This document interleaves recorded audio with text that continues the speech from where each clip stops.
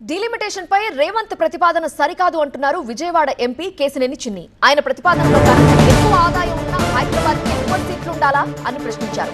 ఎన్నికల కోసం డీఎంకే ఏదేదో మాట్లాడుతోందని విమర్శించారు. నియోజకవర్గాల పునర్విభజనతో మహిళలు, బలహీన వర్గాలకు అవకాశాలు దక్కుతాయన్నారు. డీలిమిటేషన్ తో పాలనా సౌలభ్యం పెరుగుతుందన్నారు కేసినేని చిన్ని.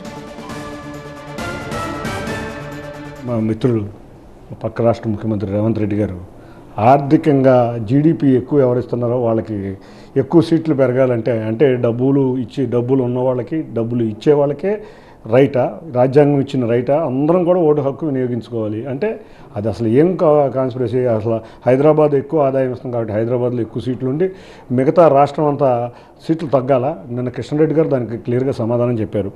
అంతేకాకుండా ఎలక్షన్స్ ఉన్నాయి కాబట్టి డిఎంకే వారు ఏదేదో మాట్లాడుతున్నారు. కానీ నిజంగా చూస్తే అప్పుడు ఉన్న సీట్ల శాతానికి రేపు పెరిగే సీట్ల శాతానికి పెద్ద తేడా ఉండబోదు కూడా.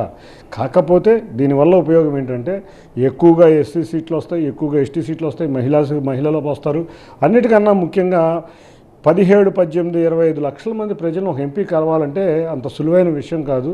కాబట్టి ఎంపీలు పెరగటం వల్ల ప్రజల ముందుకు వెళ్ళి ప్రజల సమస్యలను తెలుసుకునే ఇది కూడా ఉంటుంది. కాబట్టి పాలనా సౌలభ్యం కూడా ఉంటుంది. కాబట్టి ఈ బిల్లును ముందు ప్రవేశపెట్టారు. తప్పకుండా ఈ 2 బిల్లులు కూడా రేపు ఎల్లుండి కూడా పాస్ అయ్యి చట్టరూపం రాబోతున్నాయి.